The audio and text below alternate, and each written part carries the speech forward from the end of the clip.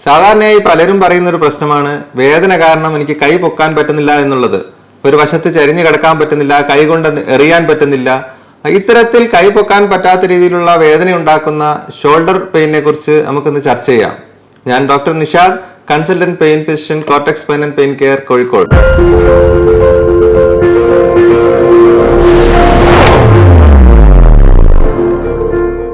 കൈ പൊക്കാൻ ബുദ്ധിമുട്ടുണ്ടാക്കുന്ന ഷോൾഡർ പെയിന് ധാരാളം കാരണങ്ങളുണ്ട്. അപ്പൊ അതിനെക്കുറിച്ചാണ് ഞാനിന്ന് ചർച്ച ചെയ്യാൻ ഉദ്ദേശിക്കുന്നത്. അപ്പൊ ഷോൾഡർ പെയിനെ കുറിച്ച് അറിയുന്നതിന് മുന്നേ ഷോൾഡറിൽ വേദന ഉണ്ടാക്കാൻ സാധ്യതയുള്ള എന്തെല്ലാം സ്ട്രക്ചേഴ്സ് ഉണ്ടെന്ന് നമുക്കൊന്ന് പരിചയപ്പെടാം. ഇതാണ് ഷോൾഡർ ജോയിന്റ്. അപ്പൊ ഇതിൽ കൈയിന്റെ എല്ലും തോൾ സന്ധിയും അതുപോലെ തന്നെ കോളർ ബോണും ചേർന്നിട്ടുള്ള ഭാഗമാണ് ഷോൾഡർ ഗേർഡിൽ. അതായത് മൊത്തത്തിൽ ഷോൾഡർ എന്ന് പറയുന്നത് ഇതിനാണ്.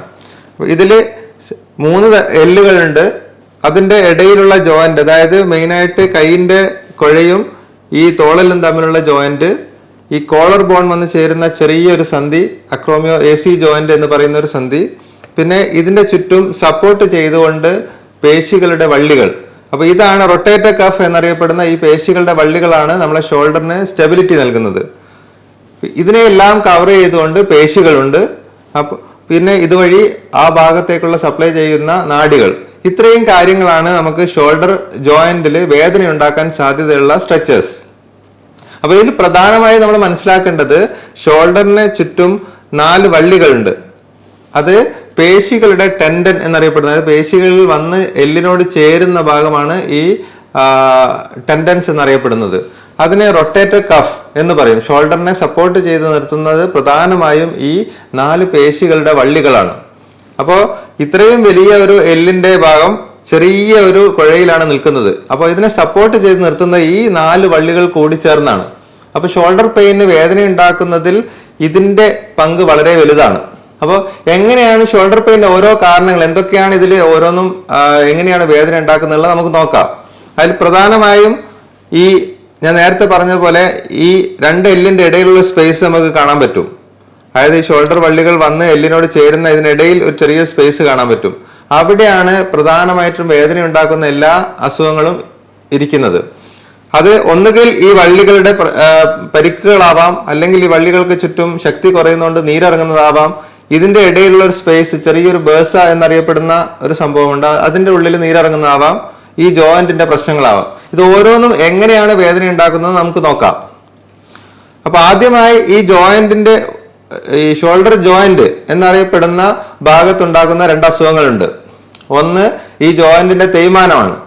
അതായത് ഗ്ലീനോഹ്യൂമറൽ ജോയിന്റ് എന്നറിയപ്പെടുന്ന ജോയിന്റിന്റെ തേയ്മാനം കാരണം വേദന ഉണ്ടാവും. ഇത് സാധാരണയായി കാണുന്നത് പ്രായമുള്ള ആളുകളിലാണ്.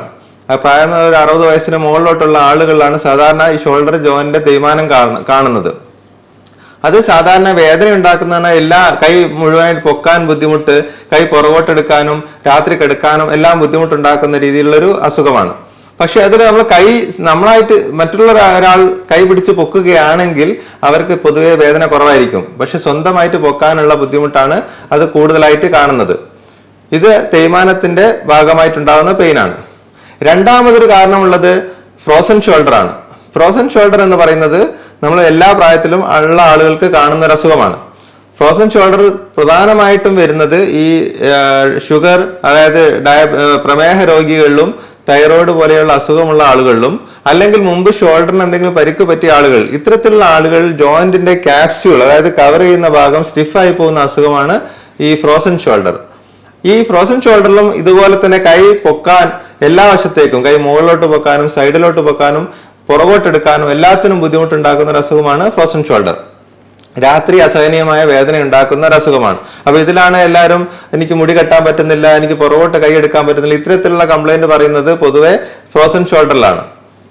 ഇതാണ് ഈ ജോയിന്റിനെ മൊത്തത്തിലുള്ള എല്ലാ മൂവ്മെന്റിനെ അഫക്ട് ചെയ്യുന്ന രീതിയിലുള്ള 2 അസുഖങ്ങൾ. ഈ 2 എണ്ണമാണ്. ഒന്ന് ഈ തേയ്മാനം കാരണവും രണ്ടാമത്തത് ഈ ഫ്രോസൺ ഷോൾഡർ കാരണമാണ്. മറ്റുള്ള അസുഖങ്ങൾ പൊതുവെ ഏതെങ്കിലും ഒരു ഭാഗത്തേക്ക് മാത്രമുള്ള മൂവ്മെന്റ്സിനെയാണ് അഫക്ട് ചെയ്യുന്നത്. അതിൽ നമുക്ക് അടുത്തതായിട്ട് ഉള്ള പ്രശ്നം ഈ ബൈസെപ്സ്, അതായത് നമുക്കെല്ലാം അറിയുന്ന മസിലാണ്.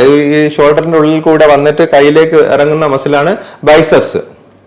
ഈ ബൈസെപ്സ് എന്ന മസിൽസിന്റെ ടെൻഡൻ വരുന്നത് ജോയിന്റിന്റെ ഉള്ളിലൂടെയാണ്. അപ്പൊ ബൈസെപ്സിന്റെ അവിടെ ആ ഭാഗത്ത് നീരിറങ്ങുക അല്ലെങ്കിൽ എന്തെങ്കിലും ബുദ്ധിമുട്ട് വരികയാണെങ്കിൽ നമുക്ക് ബൈസെപ്സ് ടെൻഡിനൈറ്റിസ് എന്ന് പറയും. ആ ടെൻഡന്റെ വേദന ഉണ്ടാവും.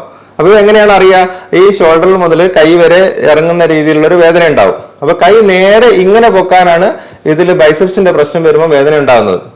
കൈ നേരെ മുന്നോട്ട് പൊക്കുമ്പോൾ വേദന ഉണ്ടാവും.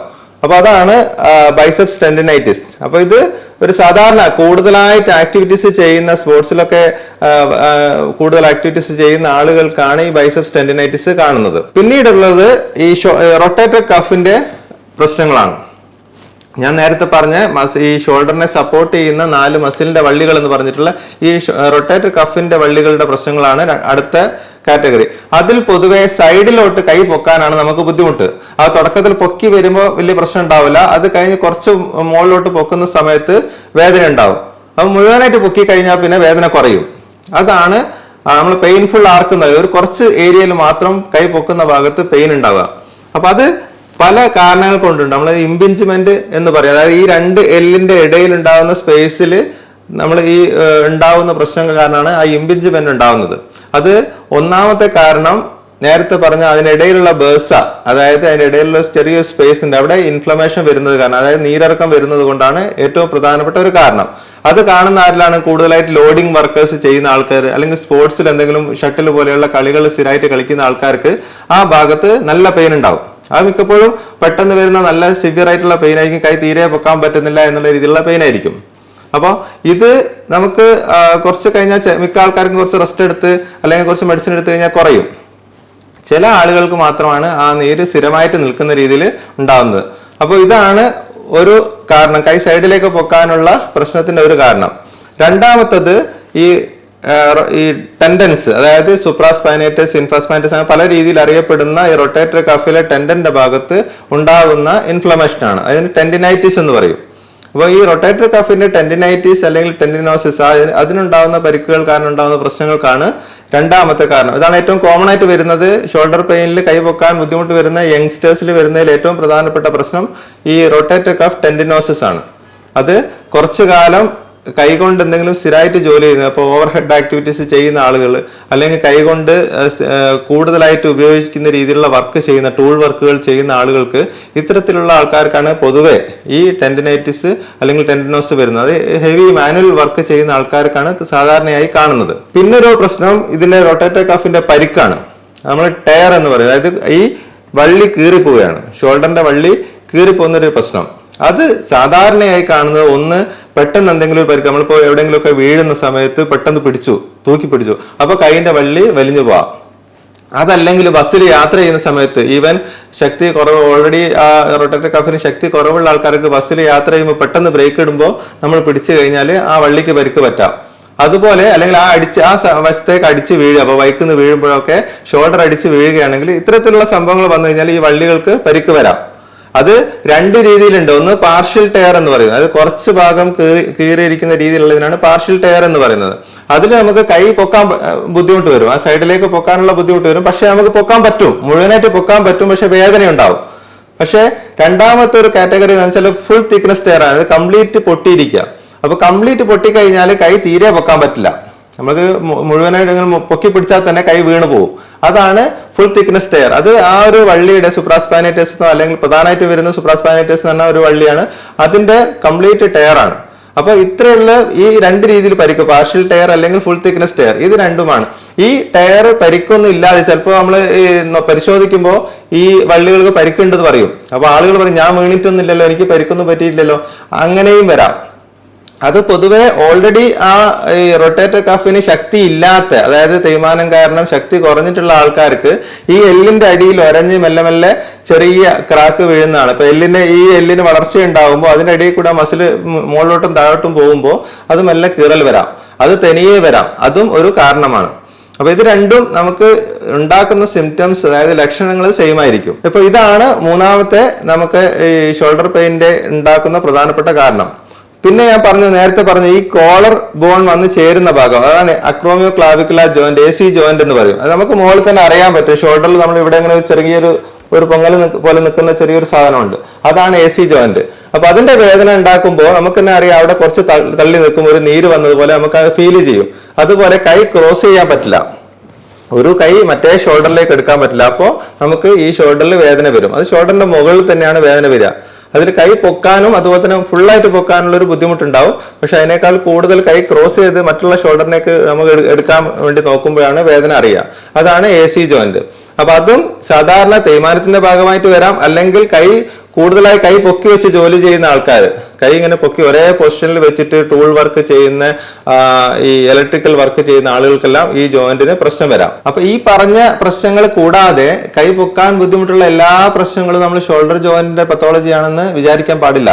ഷോൾഡർ ജോയിന്റ് അല്ലാതെ കഴുത്തിന്റെ പ്രശ്നമുള്ള ആളുകൾക്കും ഷോൾഡർ ജോയിന്റിൽ പെയിൻ വരാം.